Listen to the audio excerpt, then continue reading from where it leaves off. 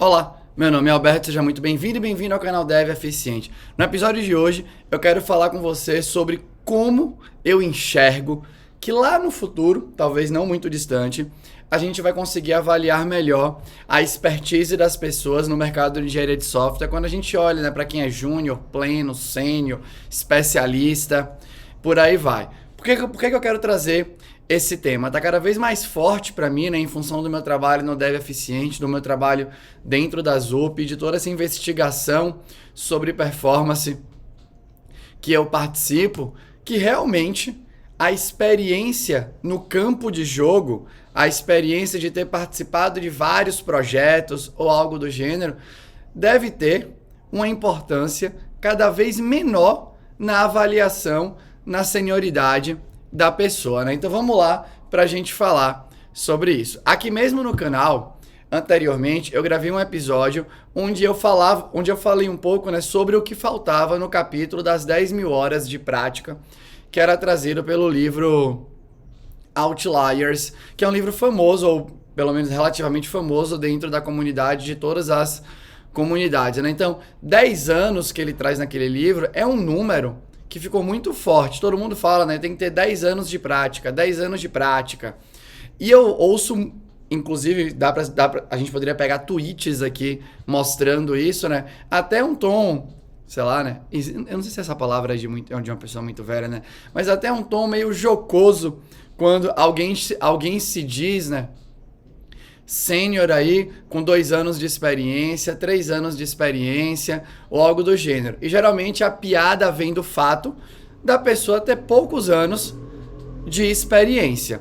E aí é que tá, né? Qual que é o papel real da experiência na expertise da pessoa? Como eu já falei também aqui várias vezes no canal, a indústria de computação, né, de desenvolvimento de software, ainda hoje, por mais antigo que isso seja, por mais outdated aí, né, sei lá, ultrapassado que isso seja, ainda hoje acredita que a experiência no campo de jogo é o que diferencia a expertise das pessoas. Quando você olha para a teoria da prática deliberada, é um artigo que eu vou citar várias vezes aqui nesse vídeo, você vê que ali, que é lá de 93, lembrando que existe um gap aí, né, de 10 ou 12 anos entre o artigo da prática deliberada, escrito pelo sueco Anders lá, e a publicação do livro do Outliers. Lá ele já tem vários quotes ali, que eu inclusive fui deixando no meu Twitter, que eu vou linkar aqui o tweet também na descrição,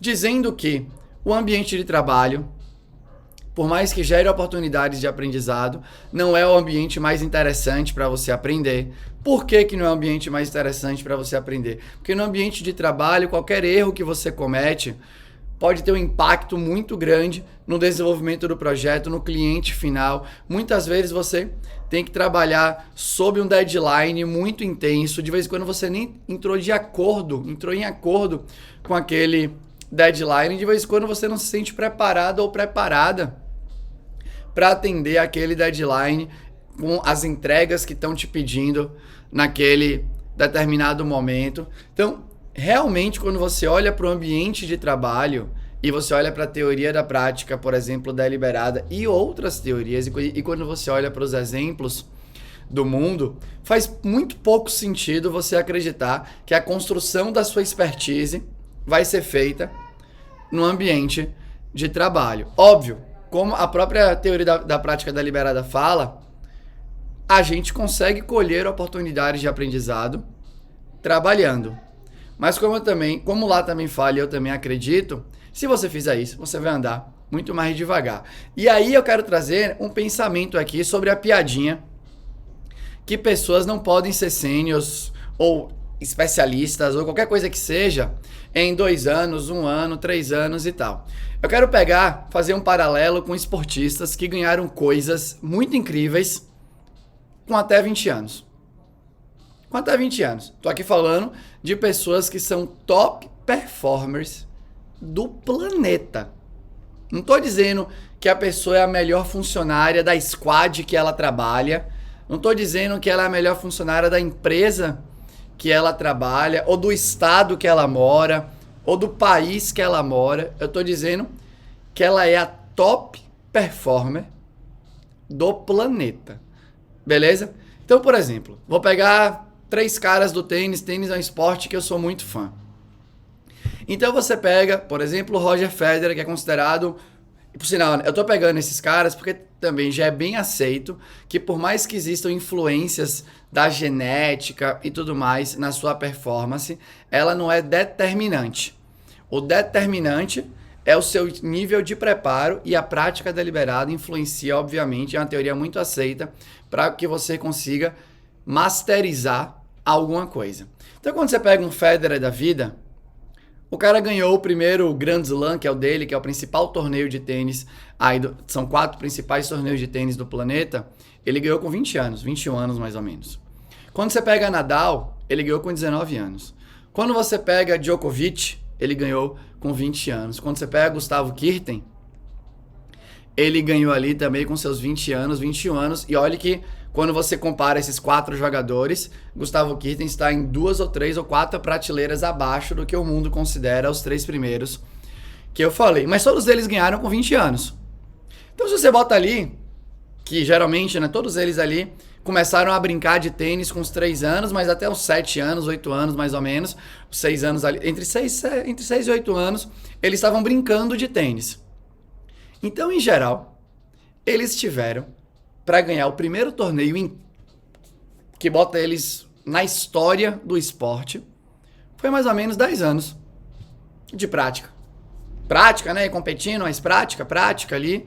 Em 10 anos o cara ganhou o primeiro Grand Slam. E quando você vai para os outros esportes, vários esportistas fenomenais ganharam a sua primeira medalha olímpica entre 20 e 20 e poucos anos, sua primeira prova de corrida entre 20 e 20 e poucos anos, seu primeiro tudo, grande, veio entre 20 e 20 e poucos anos. E nessa idade, se a pessoa fosse assim, se ela tivesse começado com uns 4 anos a treinar, ela teria acumulado 16 anos de prática. Já existe bastante referência, e eu vou deixar aqui, né, 2 referências antagônicas, inclusive, né, eu vou deixar a referência para o artigo da prática deliberada e eu vou deixar uma referência para o artigo que diz que não encontrou correlação, inclusive, né, entre a prática deliberada e a performance, encontrou correlação baixíssima, que foi uma coisa que a gente também, na nossa revisão, trouxe dentro da ZUP, quando a gente foi montar os treinamentos e tal, e eu também levo isso para o Dev Eficiente, e eu explico a minha hipótese disso aqui no final, e vai precisar de outro vídeo para falar mais. Mas, pensa no seguinte, bota aí 15 anos de prática, entre 10 e 15 anos de prática, no artigo da prática deliberada, ele fala, né, que geralmente tem que se acumular 10 anos ali, né, para você ser o top performer. Você precisa de 10 anos, vamos supor, para ser o top performer, para você ganhar, para você ter a possibilidade de ganhar a principal competição do planeta de algum esporte. Você precisaria de 10 anos de prática intensa para ter essa possibilidade. Suponha isso. Você realmente acha que você precisa de 10 anos de trabalho para entregar os sistemas que são comumente desenvolvidos no dia a dia? Você pensa bem nisso. Será que o que a gente pensa no melhor projeto que deve acontecer no Brasil, na melhor empresa que você mais queria trabalhar na sua vida no Brasil, vamos supor, ou pode até extrapolar o Brasil, mas eu vou ficar aqui no Brasil. Você realmente acha que você precisa ser, tipo assim, uma Serena Williams, um Roger Federer, um Ronaldo Fenômeno para você entregar esse projeto? Para você ser sênior, você acha que você precisa acumular o mesmo número de anos para ser sênior no mercado regular? Inclusive, consideraria as Big Techs também. Você realmente acha que você precisa acumular o mesmo número de anos do que a elite da elite do esporte mundial? Não faz sentido, gente. Não faz sentido você colocar isso para dentro do seu juízo. Não faz sentido você escutar isso que acontece nas redes sociais e coisa do gênero, que alguém fica dizendo que você não pode ser sênior, especialista com 2 anos, com 3 anos, com 1 ano. Não acredite em nenhum mísero segundo sobre isso. Porque não faz sentido matematicamente falando. Matematicamente falando. Óbvio, se eu soubesse disso quando eu estava na faculdade, Jesus amado, eu teria conseguido dominar várias das coisas que eu tenho tentado dominar. Eu já tô com 37 hoje, beleza? Eu já não acredito nisso faz muito tempo, né? Eu trilhei toda a minha carreira não acreditando que ficar trabalhando em projeto atrás de projeto era o que seria suficiente para eu elevar o meu nível, criar conhecimento e tudo mais. Isso não era o que eu acreditava. Mas, se eu soubesse de maneira estratégica como lidar com isso, como eu entendo que eu sei hoje, acho que tudo seria muito diferente, inclusive, para mim. Mas para você, que, por exemplo, ou tem a minha idade, ou é muito mais novo que eu, ou mais nova que eu, e vamos supor que está aprendendo programação agora, ou já se desenvolveu e está se considerando um júnior, não bote na sua cabeça que você precisa de 5 anos para ser sênior, não. Desencana. Se você treinar duro, você consegue upar o seu nível para o que o mercado precisa hoje em dia muito mais rápido. Muito mais rápido. É o que o cara fala na teoria da prática deliberada, né, que é muito importante. Qual que é a diferença? Né? Ele cita 3 tipos de prática. Ele cita o trabalho como uma prática, a brincadeira, né, o play, como uma prática, e a prática deliberada como uma prática. Qual que é a diferença? No trabalho, o seu objetivo é ganhar. O seu objetivo é entregar. E ali você não tem a melhor oportunidade de aprendizado. Então talvez, se você ficar focando em dominar coisas dentro do trabalho, enquanto você está entregando, talvez você demore 10 anos. Não porque precisa de 10 anos, e sim porque você está escolhendo o jeito errado de dominar, pelo menos o jeito errado até agora, em função das pesquisas que são feitas nesse tipo de campo, aí, né, de expertise, performance e por aí vai. Você poderia também tentar melhorar, inclusive seria até melhor do que no trabalho, brincando.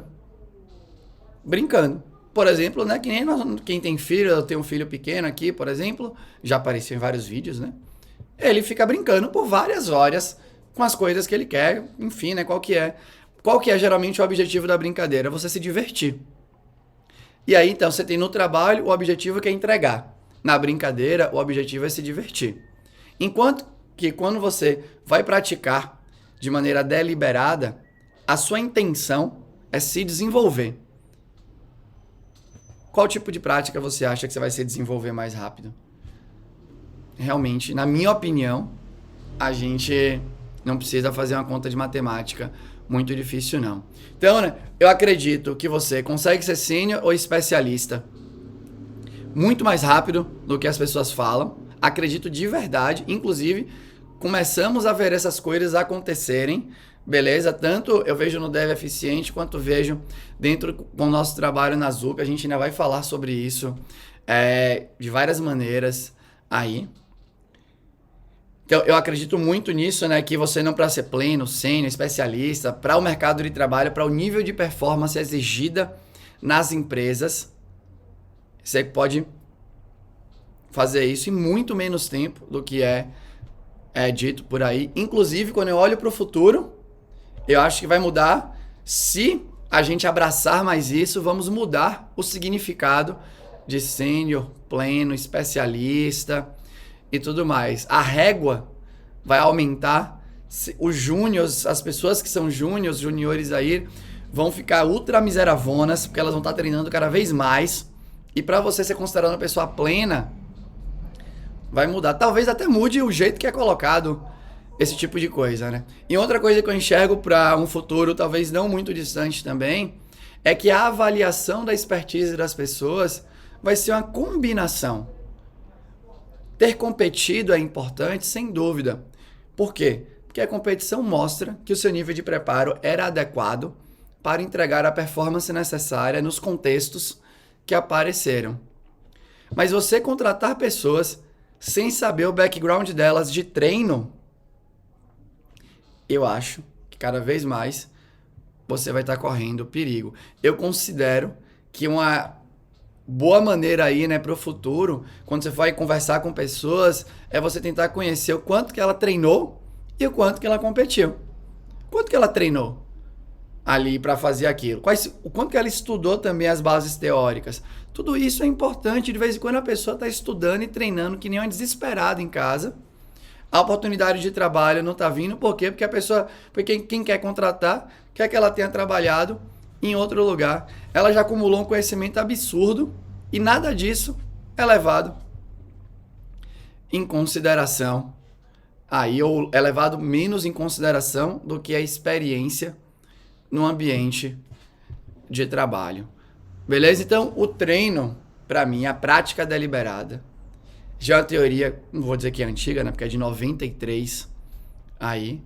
Então, a gente fala aqui, né, de 7 anos, mais 21, 28 anos da publicação do artigo, da teoria da prática deliberada.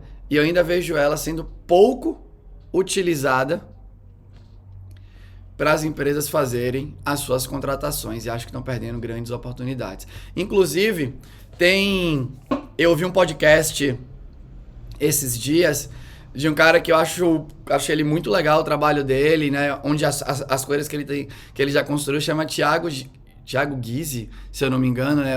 Talvez eu esteja pronunciando o sobrenome errado dele. Eu participei de um Clubhouse com ele e ele gravou ele acabou de atualizar o LinkedIn dele com a nova posição dele de Engineer Manager na Apple, se eu não me engano. E aí ele gravou um podcast falando como ele se preparou para passar nas entrevistas dessas big techs aí, nessas grandíssimas empresas que muitas vezes é sonho de consumo. E é muito legal o cara explicando como ele treinou para passar na entrevista. Inclusive, como eu já falei várias vezes, ele treinou em plataformas cujas entrevistas que ele fazia de treino eram mais duras do que a entrevista em si, que foi feita para ele conseguir passar no processo seletivo dele. Ele também acumulou muita experiência trabalhando, beleza? Mas acumulou para essa atividade específica, né? Eu, pelo menos no podcast, ele fala muito sobre isso. Não sei como ele faz para as outras partes, obviamente, né? Mas ele treinou. Isso é muito comum, por sinal. Muita gente, quando vai passar nas entrevistas dessas gigantes da tecnologia do planeta, treinam para conseguir entrar, para ficar preparado ou preparada para conseguir entrar. E aí, ele fala uma coisa que é, no final, é uma coisa que eu acredito muito no método de treinamento. Porque o que acontece? A prática deliberada, ela é muito interessante, para mim muito sólida, para você masterizar alguma coisa. Então, eu quero ficar muito bom em fazer alguma coisa. Eu posso praticar de maneira deliberada. E quando eu falo eu posso praticar, inclusive no artigo é falado isso, e realmente faz muito sentido, se a pessoa tiver acesso a um professor ou professora, ou um conjunto de professores, melhor ainda, sem dúvida nenhuma. Você tem uma pessoa do seu lado te dando feedback individual, te direcionando, corta caminho, não tem nem o que falar. Só que existem outros artigos, outras revisões, e a gente, inclusive, né, leu várias delas na ZUP, que contestam bastante. Isso eu vou aprofundar em outro vídeo, que contestam bastante a ligação entre prática deliberada e a performance em si na atividade. Por outro lado, não existe relato de ninguém que entregou uma performance incrível sem ter praticado de maneira deliberada. Então o que é que falta aí? E é engraçado como ele fez isso, talvez ele fez isso de maneira estratégica, e eu não sei o quanto pautado ele estava em alguma teoria ou não, mas ele falou assim, e não vai fazer, depois que você treinou, não vai logo se jogar na oportunidade que você mais quer, nessa big tech, animal e tal.